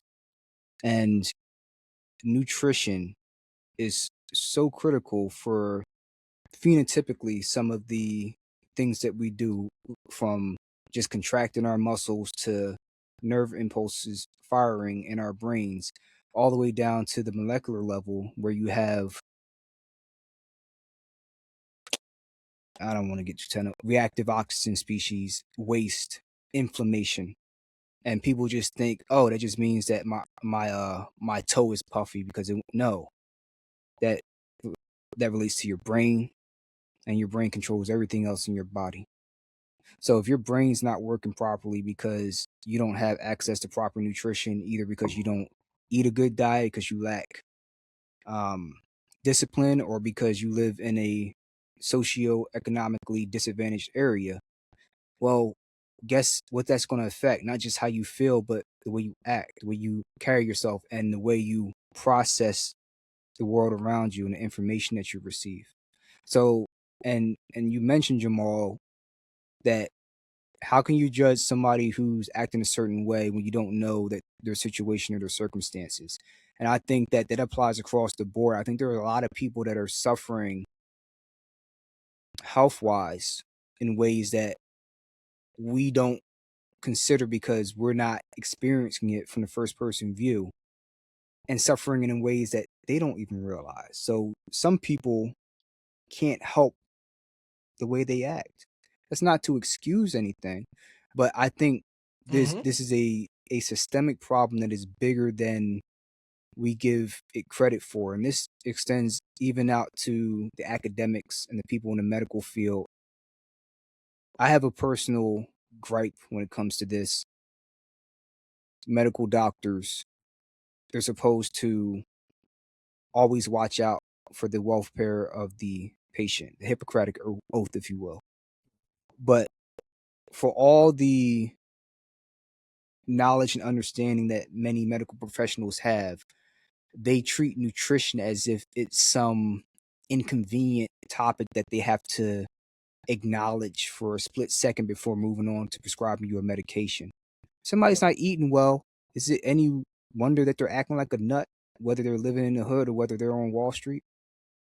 Think about that, right? It's not like fantasy, or it's like in a comic book or a fairy tale. No, these things matter. What you put into your body affects how your brain works, and if your brain's not working, guess what's going to be affected? Your decision making, the way you interpret reality around you, if you interpret it as reality at all. Yeah. So I mean that's just like a side tangent, but I just think there's multiple factors. These people, a lot of us are not healthy, and then you put constant stimulation by social media and technology on top of it, and you just have this Looney Tunes style concoction, the type that bubbles Yeah. over and disintegrates the Yeah. spoon. With the Exactly. X. Yeah. I know you're Yeah, talking you about. have Yeah. this concoction that's just a recipe for disaster. Right. So I think that is a multivariate equation, and oftentimes people don't want to consider all the variables because it requires effort and taking time to think that people either don't feel like they have or don't feel like taking for one reason or another. So I think that's something I would like to talk about at some point, because from my vantage point, if the nutrition is not improved, I don't really see society evolving in a positive way. I can see it continuing to devolve, because how could it not? You are what you eat. You are what you eat. Mm-hmm. And it's not. Don't think it's strange that some townships or certain jurisdictions have better meal plans for their schools versus others, right? Um, That's true. so if we let's try exercise. Let's try to say that let's say United States of America is a body, right? Like a body, like a human body, right? A body. And certain parts of our bodies are stronger than others. You know what I'm saying? Now let's just say that the United States of America is an active body that we're actually actively working out, right? Now we think about the human body. Let's say the strongest person in the world could only lift, let's say, 1,000 pounds, right? Our human limitation could only allow us to do so much, right? But for whatever reason in America, we're continuing to provide or to exercise or put funding in those strong jurisdictions over and over and over again, yet ignoring other parts of the body that is lacking, right? If you are strong with bench press, but you're lacking in lower leg strength, guess what you need to do? You need to start doing squats. You know what I'm saying? You need to start working on your core and things of that nature, working those muscles out. So I say all that to say that I think that we need to actually start pouring more resources, scale back on the parts that's already strong. Don't keep on strengthening something that's already strong. Scale back on those towns and those jurisdictions, and pour more into the cities or townships that require more resources and more help. Pour into the Winslow townships, pour into Camden County, right? Pour into the Glassboroughs, pour into the Pittmans. You know what I'm saying? Pour into the Clayton, you know what I'm saying? Pour into the LAs. You know what I'm saying? You know what I mean? Like, I think we need to strengthen our weaknesses rather than continue to strengthen our strengths, if that makes sense. But I think that we could be able to improve, you know what I'm saying, on those parts that I think that's lacking within our community. So Think what do back you to say about the that? think back to the movie Sicko by Michael Moore, not Fahrenheit 9/11, but the one he had after that. Might have Hmm. been 2002, I 2004, never I whatever. never Mm-hmm. watched it. It was about the healthcare system, ironically, Okay. coming back full circle. And one quote he made that always stuck out, paraphrasing: "A sick society is easy to control. You're impressionable. You're so malnourished, Yeah. malnutrition, whatever the case may be. You you figuratively and literally, physically cannot stand up for yourself. You can't." So it's like, and it's not just the poor are more susceptible, the disadvantaged are more susceptible, but even the people who are well off. I could just give you a brief example. For example, for our end off, you go to Chipotle. People think they're being healthy. They get a burrito bowl, maybe steak from there, or chicken, or barbacoa. You may think you're being healthy, but when you don't have the collagen, you don't have the cartilage, you don't have some of the connective tissue, some other parts of the animal, you are not getting the full amino acid profile. So now all of a sudden you have an imbalance. Like, you might have more glutamine than you do leucine, for example. I'm just throwing random ones out just to kind of make a point. And that may affect you metabolically in a way that people 50 years ago were not. But we don't even consider these things, right? Things like inflammation of the brain. When you have inflammation of the brain, guess what? Your neurons get neuroinflammation. Let's say you have low glycine. You can't you can't even turn off the on signal of your neurons, for example. There are certain ion channels on cells in our body, and glycine helps to repolarize the cell or turn it off, right? So if you have cells that are turned on and over in an overexcited state, let's take a macrophage, for example. Instead of having an I think it's an M1 macrophage or M2 macrophage, you might have an M1 macrophage, which is inflammatory.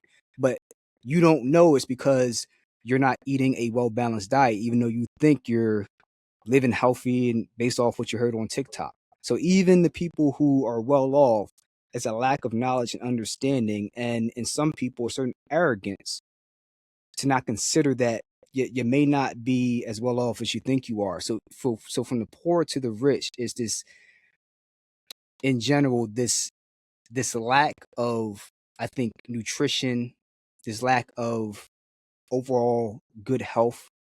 People are walking around thinking they're healthy. A lot of people are actually in a state of inflammation, and that affects your decision making. It affects everything from your decision making down to how well you can lift weights. They think it's just, I can't lift enough as much weights. No, it can affect a lot of other things that hits you in areas that you don't even know that that's what's affecting you. So I I just think that as humans, we think that we're smarter, way smarter than we actually are. The people of the past, we're way evolved. We're more advanced. We know better than them. They were just, they're relics of the past. The things that we were saying, yeah, that worked back then, but this is a new day and age. I think every couple iterations of human society, we think that we've evolved past the point of common sense, like we've reinvented the wheel, only to be brought back to reality and humbled by the fallout of our arrogance and poor decisions. So just something to think about. I definitely agree with you, man. Like that's it all ties in together with everything, like your body, your brain, your heart, your arms, your legs. It all affects each And other. I'm Everything happy works in to tandem. break down any of those signaling pathways for any smart asses that think that I'm just pulling things out of my behind in detail. I'll pull out the whiteboard. That's Doctor Khan, Yeah. Doctor Khan. You Yeah. know what I mean, Yeah. but No, but that's real listen, I though. mean, That's real, man. I really feel as though, like, I know that was the last part of our podcast, the last, I guess, topic, but I really feel as though we could talk about this stuff for hours, and there are certain things that we haven't even touched. But if you look into the deep, the impoverished areas in the country, yeah, our food sucks for our children, 1000%. You know what I'm Yeah, saying? man. Yeah. The food's bad. The environment's Right. bad. The trash doesn't get picked up as frequently as it should. The air quality in some sections are just worse than others. It's so many things that we're looking at, and it's just it's a horrible thing because there's there's always been a saying, right? You're only as good as your weakest link, right? You're only as strong as your weakest Mm. link. And if that's the case, we got a lot of weak links. That's So how do we expect from the richest person looking down at the poorest person, and you seeing all these weak links in the chain? How do you expect that you as a rich person are living any better life? Because I know, you know what I mean, we've gotten long today, but I say this, especially out here on the West, right? Where you have this extreme amount of wealth in certain areas, and then you have this disparaged areas, these very poverty stricken areas, and you have people that live in Beverly Hills complain about they don't want to go downtown because it's Skid Row. Well, guess what? That's your weakest link. So you have a the people who does have these extreme amounts of wealth. Stop stealing the resources. Yeah. And And that's how you fix it. So no, Tom, you I would decrease the like to say, surplus population, like Jacob Marley said. Yeah, but nah, no one, man. I'm at messing. the top is just going to go ahead and just stop taking the resources. Someone amongst our on our level, unfortunately, or someone who's up in the rank or up and coming, rising, needs to make that be known.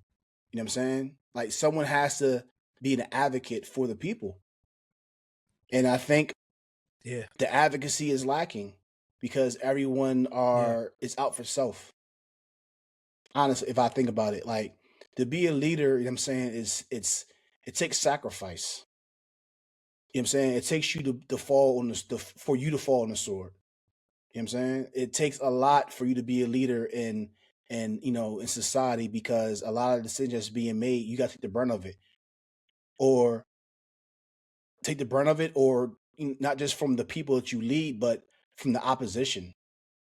You know what I'm saying? You gotta be able to protect your people. And I think we need someone, you know, someone or some people or collective people to really stand together and say enough is enough. We need a movement in our community, bro. And I'm not talking about no BLM. I'm not talking about none of that bull crap. I'm talking about we need some people who are genuinely concerned about the state of our people. I'll be honest, they've been over decades. This isn't new. Decades.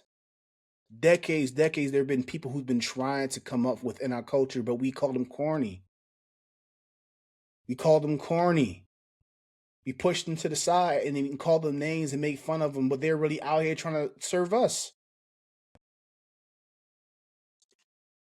I'm not saying that we need I'm not saying we need a leader. I think we should as a collective, but ultimately, I'm looking at myself first before I can look at my neighbor. You know what I'm saying? The Bible says to love your neighbor as yourself. I have to love myself before I can love my neighbor, before I can teach my neighbor anything or show my neighbor anything. And I'm gonna end it off. We're gonna end the show right here. We're about to go in 2 hours, bro. That's wild. But listen, listen. This was supposed to be a Yeah, short show. Stan was like, "Yo, I'm tired." I was like, "Yeah, we got you, bro. Yeah, we got you." 2 hours. Listen, there's a song from one of my favorite artists called "Words I Never Said" by Lupe Fiasco. That song hits. If you guys get a chance, go listen to that song. Words I Never Said by Lupe Fiasco. And I'm actually going to say a couple of his quotes. Well, some of his lyrics. It says, "Walk me into the ghetto, this is where all the kush went. Complaining about the liquor store, but what you drinking liquor for? Complaining about the gloom, but when you bring a broom up? Just listening to Pac ain't gonna make it stop. Or rebel in your thoughts ain't gonna make it halt. If you don't become a factor, you'll never become a factor. Pills with million side effects, taking more than pain's felt. Washing down with diet soda, kicking off your brain cells. Crooked banks around the world will gladly to give a loan today, so if you ever miss a payment, they can take your home away." Bruh, that's life. That's life. But please, I know you got a lot of rebels out there that be listening to Pac. You guys feel like, you know what I'm saying, you rebels, right? But you are rebels without a cause if you're not really putting your feet to the ground and doing anything.